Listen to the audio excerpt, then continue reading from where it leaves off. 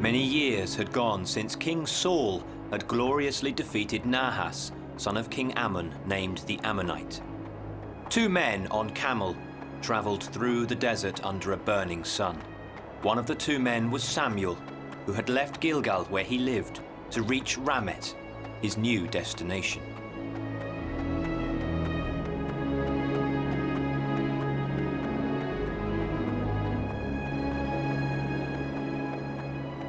We've been traveling for 3 months. Aren't you tired, Samuel? It doesn't matter if I'm tired. I have to go where Jehovah sends me to tell everybody about him. Samuel, how do you know where God wants to send you? Very simple, I listen to his voice. Do you know why everybody fears you? Because all men fear you because they always say you always speak with Jehovah.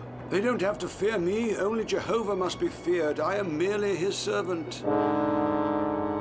Saul was only 30 years old when he became king, and almost 20 years had gone since he began to reign and fight in the name of Jehovah. But Jehovah wasn't pleased with King Saul because he closed his heart to the Lord's word. Saul had forgotten that Jehovah alone was the source of his strength. Samuel, Samuel. Lord, your servant is here. You know that I already judged Saul, so why are you still defending him? Lord. Oh, my Lord, because you chose him and your people don't have another king. Lord, tell me what to do and I'll obey you. You are my Lord, my only God. Samuel, I know that you are faithful to me.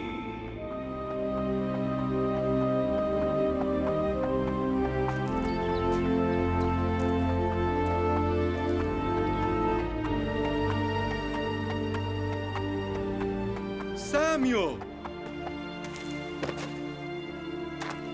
Saphioth, it has been a very long and hard journey, but finally here we are. Blessed be the name of the Almighty who sent you among us. Accept this bread and salt, Samuel. Thank you, Saphioth. May the name of the Almighty always be blessed.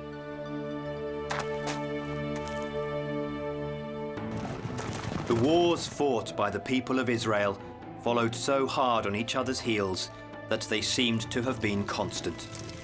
These wars weakened the Israeli people so much that nobody believed there would ever be peace and the serenity they longed for. Now, King Saul had to defend Israeli lands from a new Philistine threat. To help save their lands, he ordered 3 Israeli messengers to reach Ramah, where the righteous Samuel had settled down. The 3 messengers had to convince the wise prophet to go back to the city of Gilgal before the battle so that he could ask Jehovah's help for the Hebrew people. Only Samuel could do this.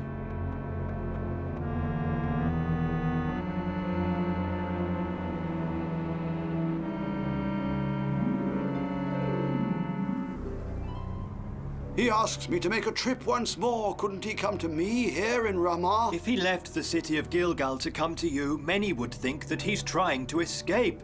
The people, and even Jonathan, his son, they would all be afraid, and many would run away. He's asking you to go to him because he also fears the strength of the enemy. And he knows that only you, Samuel, can implore Jehovah to fight with us against the Philistines and save our lives, as you have done before. Only now King Saul remembers his God just because he is afraid. The Philistines are too many. They swore to kill every Israeli they meet on their way and to tear the king to pieces. This is not Jehovah's will. Israel mustn't perish. Therefore, I'll go to Gilgal. Tell the king to prepare the altar for the burnt sacrifice. I'll go to beg Jehovah to forgive him. Tell him to wait for me. Within 7 days, I'll be there. The 3 messengers went back to Gilgal and told King Saul the term of 7 days set by the wise Samuel. In the meantime, the Philistine soldiers had already camped at Michmas, eastern Belavane, and were getting ready for battle. Their army was composed of 30,000 carts, 6,000 knights, weapons, and a swathe of other fighters. The Philistine people were convinced of victory, and before the day set for battle, they placed their trust in Dagon, their invisible god.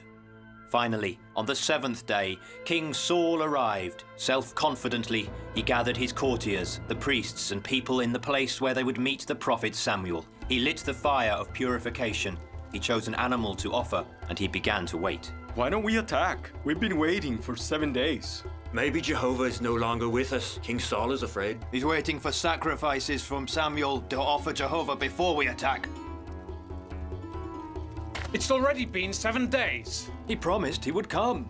And I have waited for 7 days. You have all seen that I've waited for 7 days, but now I have to fight. The enemy and many of our men think that the demon of fear possess me. Before the battle, I will offer a sacrifice to Jehovah myself. You know well you can't do that, my lord. I am the king and I can do it. Cover me with my mantle. And King Saul did what he should never have done. He offered the sacrifices of gratitude to Jehovah, taking Samuel the wise prophet's place. By doing so, he committed serious sacrilege. May Jehovah be blessed!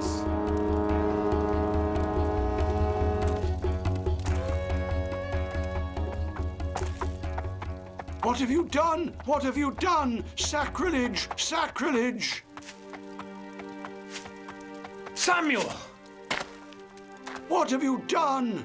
I waited for you, but the people started to doubt their king's strength and they were abandoning me. So I decided that there wasn't much time and that we had to attack the Philistines. You didn't come back, in spite of your promises to be here within 7 days. So I thought You that acted foolishly and you didn't obey the Lord's command. Had you obeyed him, you would have established your kingdom over Israel forever.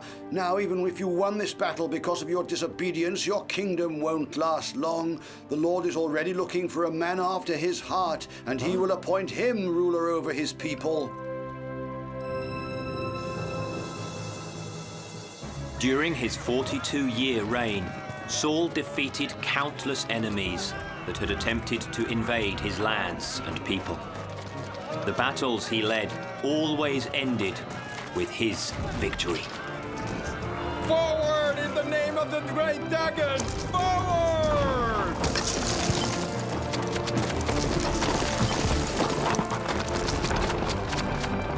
Destroy the Hebrews! Forward!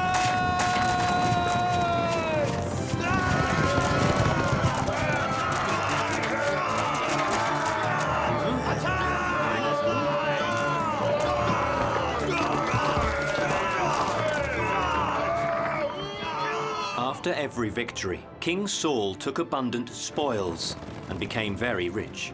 He became the biggest owner of livestock in history because he gathered an enormous quantity of animals: goats, lambs, calves, cows, donkeys and camels. And all these animals had been taken from the enemies he had defeated. Samuel, the prophet, loved Saul very much. And seeing that he no longer listened to the Lord's words, Samuel once again set out through the desert to reach Gilgal. He wanted to convince Saul to realize his own mistakes and to go back to his faith in Jehovah before it was too late.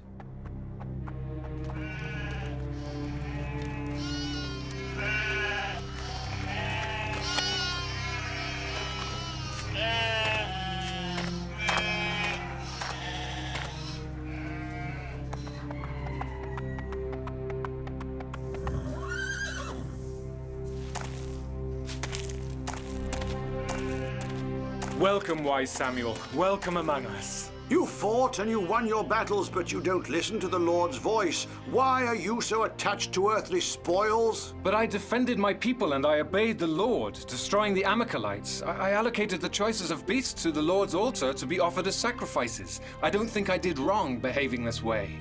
Do you think Jehovah delights in this? Obedience is the best sacrifice and attention is worthier than the fat of rams. Because you rejected the word of the Lord, he rejected you as king.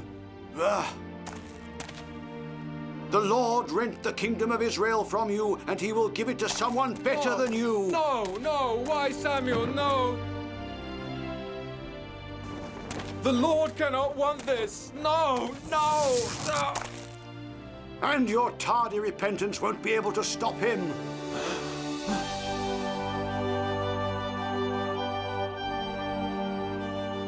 I I implore you for the sake of Saul, the king of your people who sinned but asks your forgiveness, have pity on him and forgive him his sins. Samuel, Samuel, listen to me. King Saul sinned against me, and you know that. And I can't forgive him. Lord, I have waited for you to forgive him. How long will you mourn for Saul, seeing I rejected him from reigning over Israel? I've already chosen another king to reign in his place. Lord, do you mean to leave Israel without a king? No. Fill your horn with oil and go to the priest Josiah the Bethlehemite, for I provided me a king among his sons. Once again, Samuel the prophet, as the Lord ordered, mounted his camel and set out towards the place where Jai the Bethlehemite lived, to announce to him the good news.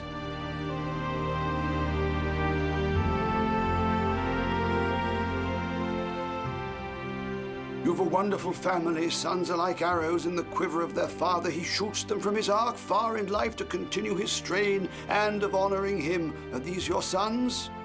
No, one of them is missing, the youngest one. Now he's grazing the flock. Send for him. Call him. Here he is. He's back right now. Mother, I'm here. Oh, blessed be Jehovah's name always. The boy approached Samuel, who looked at him closely and waited for the Lord to send a sign of consent about the choice of this new king of Israel. Samuel put his hand on the boy's head and waited.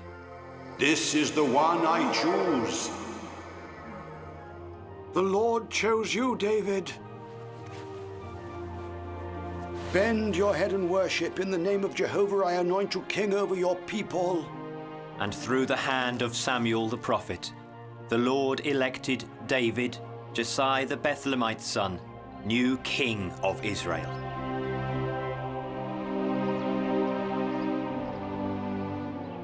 In the meantime, King Saul continued with life as normal, because he had no idea what was happening, and that his reign had come to an end.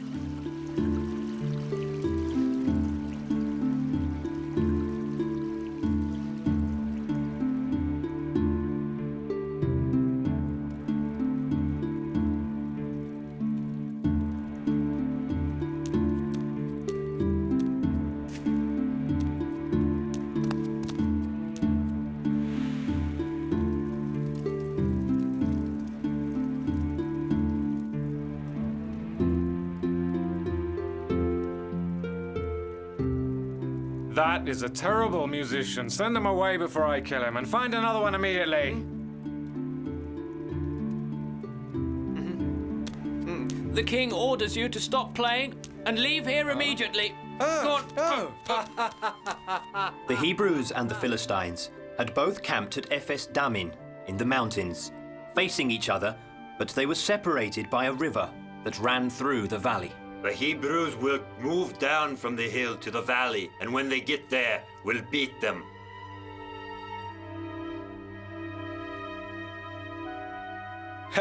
And they haven't seen Goliath yet.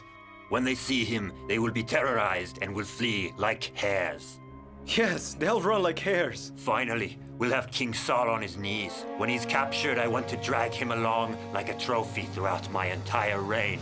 Emerging from the crowd, there came the man the Philistine king and his courtier had been talking about. Goliath, the giant from Gath, a champion warrior 3 meters tall, with heavy armor of bronze scales and a bronze helm. Goliath! Goliath! What are you going to do with King Saul? Will you kill him or not? No, I won't kill him. I will take him and tie him with a leather rope and put him to guard my house with my dog.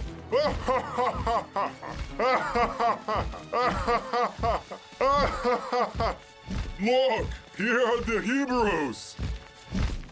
From King Saul's tent drifted the harmonious sitar sound and the sweet voice of an adolescent.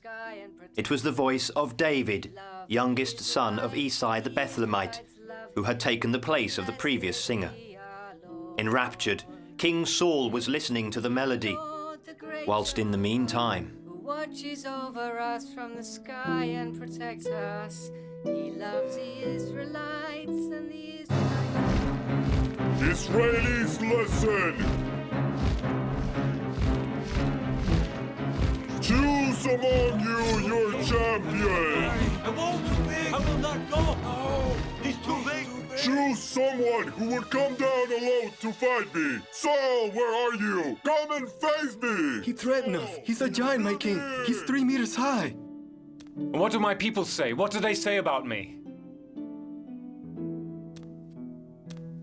Father, people say you will be fighting Goliath and that you will beat him.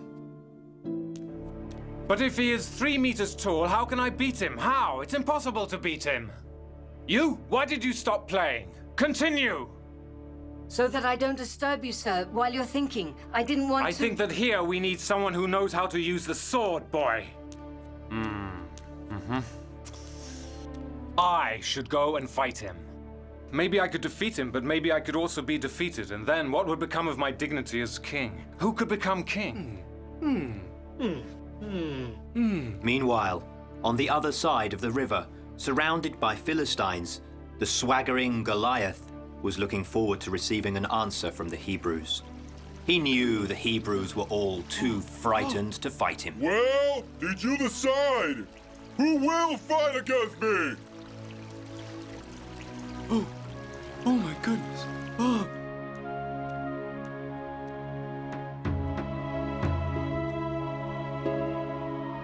Go away! Get out of here! Goliath challenged the Hebrews for 40 days. The courtiers worried about King Saul, who had become visibly anxious, unable to find a solution to this enormous problem. They had no advice to give him. Having looked in vain for a Hebrew that would accept the challenge, King Saul reluctantly decided he would have to fight Goliath himself. But then, an unexpected offer appeared.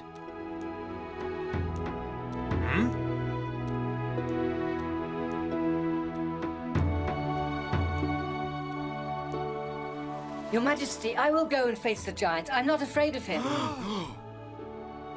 You? But you can't do this! But I've already killed a lion that was going to attack my sheep. You? I don't believe it. You're too small, and the Philistine weighs more than 5 oxen. You are as light as 1 bird. Let me try, my king. You won't regret it, because Jehovah is with me. I kissed the robe of the righteous Samuel. When I was a shepherd, the Lord saved me from the claws of a lion and the talons of a bear, and I killed both with my own hands. I am sure that I can even beat the giant Goliath. Incredible!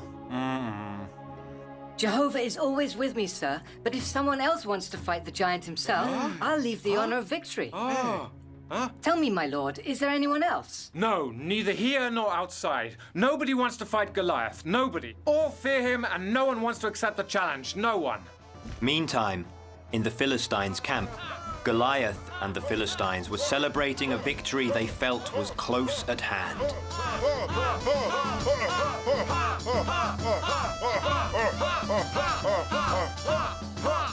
After listening to David's convincing reasoning and seeing his determination to face Goliath, Saul decided to accept him as the Hebrews' challenging champion, even though he was unsure of success. He offered David his own armor to wear. Thank you, Your Majesty, but to beat the giant, I won't need all of this. David took the ill-fitting armor off and simply put his pouch back over his shoulder. He left King Saul's tent, and then he stooped to choose and pick up 5 smooth stones. After choosing carefully, he put them into his shepherd's pouch.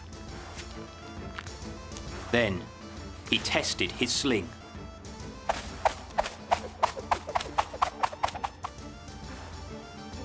After, with his sling in his hand, That I want. David quietly walked towards the Philistine giant Goliath, who was still celebrating his victory against the Hebrews.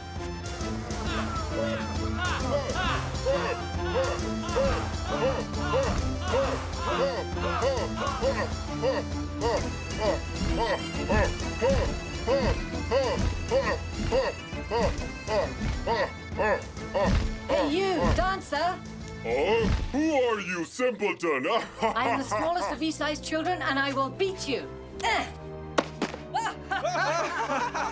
While the Philistine soldiers split their sides with laughter, the Hebrews were worried and ashamed because they had sent a boy in their place. Come to me, and I'll give you some of your flesh to the bird, and some to the beasts. Then I'll cut to pieces your king, who sends a boy to fight a giant.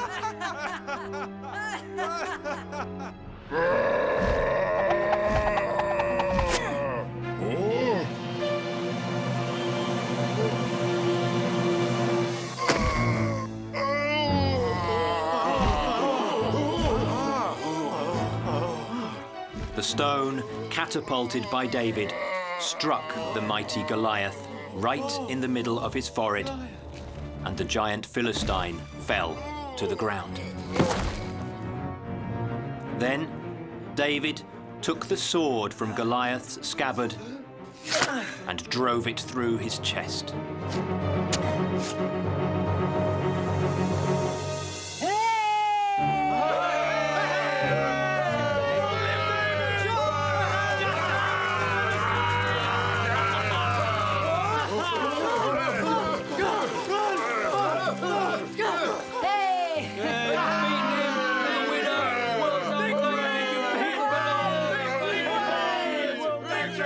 Watching the shouting, cheering crowd, Saul instinctively knew that his reign was over and that a new one had begun.